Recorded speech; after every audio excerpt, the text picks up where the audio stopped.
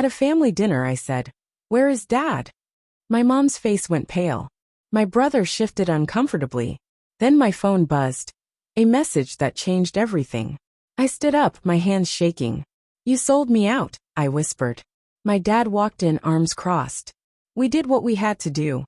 But they never expected what I'd do next." I've been sitting on this story for a long time, thinking maybe I'd let it go. But after years of dealing with my family's entitlement and manipulation, it's time to put it all out there. This is how my parents made me work 2 jobs as a teenager while my brother, let's call him Ryan, their golden child, lived rent-free, did absolutely nothing, and was still treated like royalty. And how years later, when they needed help, they tried to manipulate me one last time. But this time, I was done playing their game. Growing up, my parents had this ridiculous philosophy. Tough love. But only for me. Ryan, he was special. Not in any real way. Just the youngest. And for some reason, that meant he was treated like a prince while I was treated like free labor. The moment I turned 16, they sat me down and gave me a long, dramatic speech about responsibility and how it was time for me to start pulling my weight. Translation: they weren't paying for anything anymore. Not my clothes, not my phone, not even snacks outside of their 3 miserable meals a day. If I wanted anything, I had to get a job. So I did. Actually, I got 2 jobs. One wasn't enough to cover everything. I went to school during the day, worked nights at a fast food place, and spent weekends stocking shelves at a retail store. It sucked. But I did what I had to do. Meanwhile, Ryan? He got to sit on his ass all day, playing video games, eating food I bought with my own money, and complaining if dinner wasn't exactly what he wanted. I brought it up once, just once. I asked why Ryan didn't have to work, why he wasn't expected to help, why he got free spending money while I had to break my back working. Their response: Ryan deserves to be taken care of. Like I didn't. Like I wasn't also their kid. That was the moment I realized exactly where I stood in the family hierarchy. Below Ryan, below their expectations, and definitely below their interest in fairness. Fast forward a few years. The moment I turned 18, I left. I had been saving every penny I could, and I managed to scrape together enough to get a tiny rundown apartment with a roommate. It wasn't much, but it was mine. And my parents. They barely reacted. They didn't offer support. Didn't even seem to care. Ryan just shrugged and kept living his consequence-free life, still mooching off them like he was entitled to it. I went no contact for a while, just trying to build a life that wasn't full of their nonsense. I worked my ass off, climbed my way up in my career, and eventually got to a place where I was financially stable. I wasn't rich, but I was comfortable. Meanwhile, Ryan? Still at home. Still jobless. Still mooching. Then out of nowhere, my parents reached out. I hadn't heard from them in years, but suddenly they were calling, texting, leaving voicemails. It started with, "Hey, how have you been?" But quickly turned into, "We need to talk." And when I finally picked up, I was hit with the most dramatic, over-the-top sob story I had ever heard. I sat there, gripping my phone, listening to my mother's voice crack as she poured out their so-called tragedy. "Your father lost his job. My health is failing. We're barely making ends meet." It was all so dramatic, so perfectly rehearsed, that for a moment, I almost felt a flicker of guilt. Almost. But I knew better. I let her ramble, let her build up this mountain of desperation. And then, just when I knew she thought I was on the edge of giving in, I asked a simple question. "What about Ryan?" Silence. The awkward kind, where you can hear them scrambling to come up with a believable excuse. I heard my father clear his throat, heard the static of the phone shuffling. Then my mother spoke again, suddenly composed. "Well, you know your brother's situation." "Oh, I do." I leaned back on my couch, my voice sharp. Because last I checked, his situation was the same as it's always been. Sitting on his ass all day while I broke my back working. "Is he employed now?" More silence. Then finally the truth started leaking out. Dad had lost his job. But he was on unemployment, and wasn't exactly rushing to find another one. Mom had some medical issues, but nothing life-threatening. Just the normal aging stuff that they exaggerated to make it sound dire. And Ryan? Oh, sweet precious Ryan? Still unemployed. still mooching, still acting like a king while they catered to his every need. I felt my blood boil. So this wasn't about survival. It wasn't about their desperate situation. They just wanted to keep things exactly as they were. Ryan free to do nothing. My parents avoiding responsibility. And me? The golden ticket. Their walking, talking ATM. It all clicked. They weren't reaching out because they cared. They were reaching out because they saw my success and thought, oh, perfect. Our other kid can bankroll us now. I took a deep breath, letting the rage settle into something cold, something steady. I'm not sending you money. Mom gasped like I had just spit on her. Honey, we're struggling. No, my voice was calm but firm. You had years to get your lives together. You had years to encourage Ryan to stand on his own 2 feet. But instead, you kept him coddled, and now that things are tough, you expect me to fix it. Dad finally spoke, his voice sharp. We raised you. You owe us. I laughed. Actually laughed. You didn't raise me. You used me. I worked 2 jobs as a teenager while Ryan did nothing. I paid my own way while you kept funding his life. You don't get to play the victim now. I could hear them sputtering, trying to find a foothold. And then the final play. The last desperate attempt to manipulate me. Ryan got on the phone. Come on, sis, he drawled, as if this was just another casual conversation. It's not a big deal. Just a little help, right? I clenched my jaw. You're a grown-ass man, Ryan. Get a job. Oh, come on. He laughed, but there was something sharp in it now, something defensive. You're acting like you didn't have help. You had us. Had them. Had them. I snapped. The only thing I ever got from you people was the expectation to work myself into the ground, while you sat back and reaped the benefits. I was a kid working 2 jobs, while you lived at home doing nothing. And now you think I'm just going to step up and take care of you. Ryan scoffed. Wow, selfish much. That was it. That was the moment I knew there was nothing left here. They weren't just entitled, they were delusional. I exhaled slowly, let the silence stretch just long enough for them to feel it, then said the words that changed everything. You've made your choices. Now live with them. And I hung up. The text started almost immediately. Mom, you don't mean that. Please call me back. Dad, this is how you treat your family. After everything we've done for you? Ryan, wow, way to turn your back on us. I always knew you were a bitch. That one made me laugh. Big words from someone whose greatest accomplishment in life was reaching the top level in some video game. I didn't respond. Then the real kicker. A few days later, I got a notification from my bank. A small, barely noticeable withdrawal. A charge I never authorized. My blood ran cold. I checked my old banking connections. Years ago, back when I still trusted them, I had linked my account to theirs, for emergencies. I had forgotten about it. But they hadn't. They had stolen from me. I saw red. They weren't just leeches. They were thieves. I called my bank, reported the fraudulent charge, and shut down every last connection they had to my money. Then for good measure, I texted them one final message. Me, I know what you did. The bank knows too. Try it again, and I'll press charges. Mom's response was instant. Mom, we didn't mean to. It was just a mistake. I blocked her. I blocked all of them. And just like that, for the first time in my life, I was truly free. A week passed. I thought it was over. Then one morning a friend sent me a link. A GoFundMe page. Set up by my parents. The title? Help Our Struggling Family in a Time of Crisis. The description was a masterpiece of lies. They claimed my father had been in an accident, my mother was sick, and they were in desperate need of financial assistance. It was full of emotional pleas, manipulative language. And of course, they conveniently left out the part where they had a fully grown, unemployed son leeching off them. I stared at the screen, heart pounding. They were scamming people. They were using strangers the same way they had used me. And suddenly, I knew exactly what I had to do. I stared at the screen, my stomach twisting in rage. There it was, a GoFundMe page, set up by my own parents, filled with outright lies. My father had not been in an accident. My mother was not on her deathbed. The only real crisis they were facing was me finally cutting them off. I took a deep breath, my hands gripping my phone so tightly my knuckles turned white.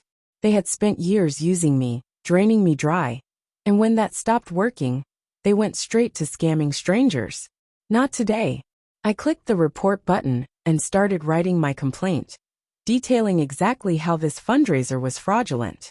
But the more I thought about it, the more I realized reporting it wasn't enough. They weren't just trying to rob me anymore. They were trying to weaponize public sympathy against me.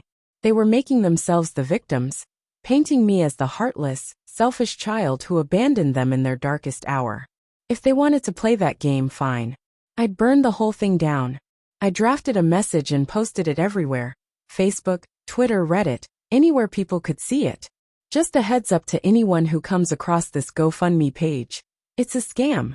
These people are my parents, and every word they wrote is a lie. My father wasn't in an accident. My mother isn't on her deathbed. They're doing just fine, except that they finally ran out of people to exploit. For years, I was the one who worked multiple jobs while my brother got to live at home, jobless, doing nothing. I was forced to be the responsible one while they coddled him. And when I finally got out, built a life for myself, and refused to be their bank account anymore, they tried to steal from me. When that didn't work, they set up this fundraiser to trick strangers into paying their bills. I have receipts. I have messages. If you donated to this scam, demand your money back. They don't deserve a cent. I hit post and let the fire spread. Within hours, the comments section on their GoFundMe was flooded. Why are people saying this is fake? I donated $100. What the hell? Can the creator of this fundraiser explain why their own child is calling this a scam? It didn't take long before GoFundMe shut it down. And then, my phone exploded. First, a text from Mom. Mom, what the hell did you do? You're ruining us. Dad, you went too far. This was just supposed to be a little help. Ryan, you're such a bitter bitch. You just couldn't let it go, huh? I laughed. Oh, they were mad. And it was only going to get worse. I could have left it there. I had already exposed them. But I was tired of playing nice. They wanted to scam people. Fine. Let's see how they liked being completely cut off. I logged into my bank and made sure that every single tie they had to my finances was severed. No more shared accounts. No emergency transfers. Nothing. Then, I reached out to my old landlord, the one my parents had used me as a reference for when they took out a lease in my name. I gave him a friendly heads up. If they miss even one rent payment, I'll personally make sure the eviction goes through. Next, I checked my credit reports. Turns out, my parents had tried opening a credit card under my name. Not today, Satan. I reported it as fraud and locked my credit. Now they couldn't take out a single cent in my name ever again. Then, just because I was feeling extra petty, I went on Facebook and left a comment under one of Mom's recent posts. Maybe if Ryan got a job instead of sponging off you, you wouldn't have to beg strangers for money. She deleted her whole account the next morning. Days passed. Silence. Then at 2 a.m. my phone buzzed. A blocked number. I let it go to voicemail. When I checked it, my blood ran cold. It was Dad. You think this is funny? You think you've won? Let me tell you something, kid. You're not safe. You're never safe. I gripped my phone, my pulse pounding in my ears. Was he actually threatening me? I didn't hesitate. I called the police, forwarded them the voicemail, and filed a restraining order. They wanted war? They just lost. By the end of the week, it was over. The GoFundMe was gone. Their accounts were frozen. They couldn't access my credit. Couldn't touch my money. Couldn't use my name. And when they realized they had no more control over me, they vanished. No more texts. No more voicemails. No more guilt trips. For the first time in my life, I could breathe. Truly breathe.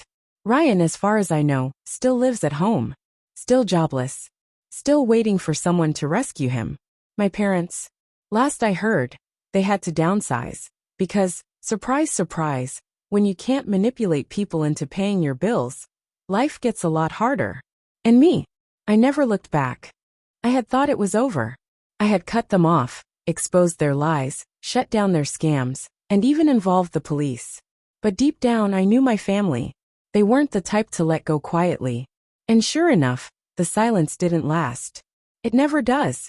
It started with small things, blocked calls from unknown numbers, messages from fake accounts popping up in my inbox, subtle attempts to worm their way back into my life.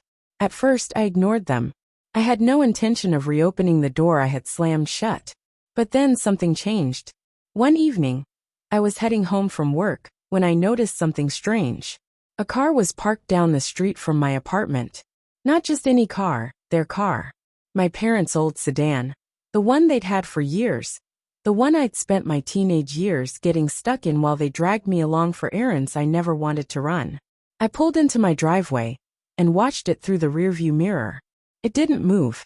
I sat there for a few minutes, gripping the wheel, waiting. Was I imagining things?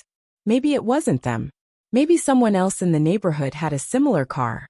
But then, just as I was about to convince myself I was being paranoid, the driver's side door opened. And out stepped Ryan. He hadn't changed much. Still wearing that smug expression. Still carrying himself with that same lazy arrogance.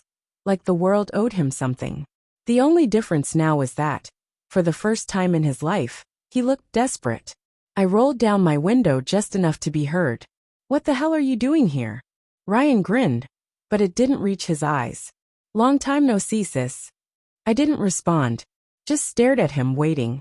He ran a hand through his hair, shifting his weight. "Look, I just wanted to talk. No drama. No bullshit." I scoffed.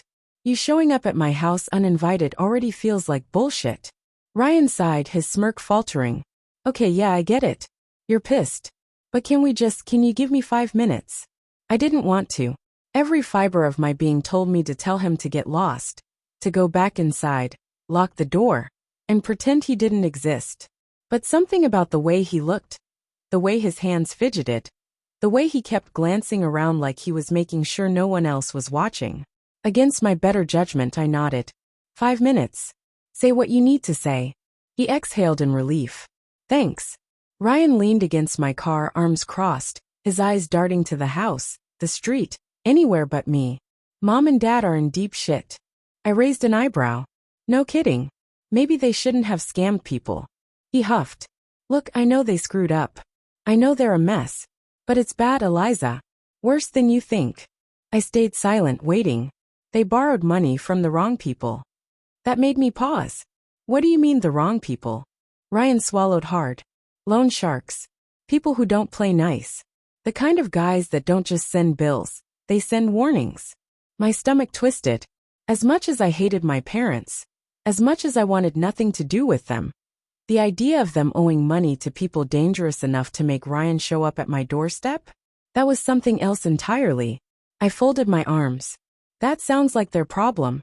Ryan clenched his jaw. "Come on, Eliza. You know they don't have the money to pay it back." I let out a humorless laugh. "And that's not my fault. It's not my job to fix their mistakes. It never was." He rubbed his temples. "They think you'll help." I stiffened. "Well, they're wrong. They don't think so." Something about the way he said it sent a shiver down my spine. "What do you mean?" Ryan hesitated. Look, they might have told these guys that you'd cover the debt." My breath caught in my throat. "They what?" He held up his hands. "I didn't know. They didn't tell me until after they did it. But these guys, they're expecting you to come through. And if you don't..." I cut him off. "If I don't what? They come after me? You think I'm scared of a bunch of thugs?" Ryan looked at me, his expression dead serious. "You should be." I didn't sleep that night. I kept thinking about what Ryan said, about the implications of it. My parents hadn't just bled me dry.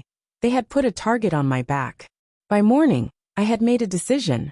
I called my lawyer. Explained everything. Then I called the police. I wasn't waiting for things to escalate. If these guys thought I was going to roll over and pay a debt that wasn't mine, they were in for a rude awakening. Within hours, I had taken steps to protect myself. Security cameras installed. Credit fully locked. Every financial account triple-checked. Restraining orders filed. And then, just for good measure, I sent one last message to my parents. I know what you did. I know you sold me out. If you think I'm going to pay for your mistakes, you're out of your mind. I have the police involved. I have legal protection. Whatever happens next, it's on you." No response. No calls. No texts. But I wasn't naive enough to think this was over. If they had dragged me into this mess, I was going to drag them down with me. I just didn't know how far they'd go. I should have known better than to think it would end there. I had taken every precaution, cut off every avenue they had to leech off me, and even involved the police. But my parents had never been the type to accept consequences gracefully. And now, they had backed themselves into a corner. Desperate people do desperate things. It started 3 nights later. A knock at my door, firm, insistent. It was late, almost midnight. I wasn't expecting anyone. I checked my security cameras. A man stood outside, tall, broad-shouldered, dressed in dark clothing. He wasn't a cop. He wasn't a delivery guy. And he sure as hell wasn't one of my neighbors. My stomach twisted. I didn't open the door. Instead, I reached for my phone and called the police. I gave them my address, told them a strange man was on my porch, and that I had reason to believe it was connected to an active fraud case involving my family. By the time the police arrived, the man was gone.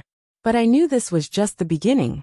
The next morning, I received a text from an unknown number. Unknown, we need to talk. You know who I am. I stared at the screen, my pulse hammering. Another text followed. Unknown, your parents owe money. You're going to fix it. I took a deep breath. My hands were shaking, but I forced myself to type back. Me, not my problem. The response was immediate. Unknown, it will be. I locked my phone, my heart pounding. I had to end this. I took the day off work, called my lawyer again, and sent every bit of evidence I had to the police, including the text messages. Then, against every instinct telling me not to, I drove straight to my parents' house. I had no intention of negotiating, no intention of being the bigger person. I was here to end it. I didn't even bother knocking. I walked right in, startling my mother, who was sitting on the couch, flipping through a stack of unpaid bills. She looked up, her face twisted with exhaustion and something else, something I couldn't quite place. Maybe shame, maybe resentment, maybe both. Eliza, she breathed. You shouldn't be here. I ignored her and scanned the room. My father was nowhere in sight. Where is he? Mom sighed. Eliza, listen, we didn't. Where is he? A creak from the hallway. My father stepped into view, arms crossed, looking older than I remembered, but just as self-righteous. I wasted no time. You told them I'd pay. Dad didn't even flinch. We did what we had to do. No. You did what you always do. You used me. Again. I took a step closer, fury vibrating through me. But this time, you didn't just take my money. You put me in danger. He had the audacity to roll his eyes. Eliza, stop being dramatic. I laughed. Actually laughed. Dramatic? You sold me out to loan sharks. You had a strange man show up at my house in the middle of the night. That's not dramatic. That's criminal. Mom stood up, wringing her hands. We didn't have a choice, honey. They would have hurt us. I snapped my head toward her. And you thought they wouldn't come after me? She flinched. Good. Dad sighed. So what now? You going to let them come for us? I stared at him, disgust twisting in my gut. He actually thought I'd feel guilty. I took a deep breath and pulled my phone from my pocket, scrolling to my last text from the police. I already filed a report. They know everything, including the fact that you involved me. Dad's face paled. Mom gasped. You wouldn't. I smiled, but it wasn't warm. Oh, I would. A knock at the door made them both jump. Right on time. I turned to leave just as the police entered, their voices firm, their presence overwhelming in the small, suffocating house I had grown up in. Mom grabbed my wrist. Eliza, please. I looked at her, really looked at her. And for the first time in my life, I felt nothing. I pried her fingers off me and walked out the door without another word. The aftermath. A week later, I got a call from a detective. My parents were being investigated for fraud and potential conspiracy to commit financial crimes. Ryan, he had skipped town. I wasn't surprised. The loan sharks? After seeing my police report and realizing I was more trouble than I was worth, they backed off. And me? I was finally free. No more manipulation. No more fear. No more family. Just me, my future, and a peace I never thought I'd have.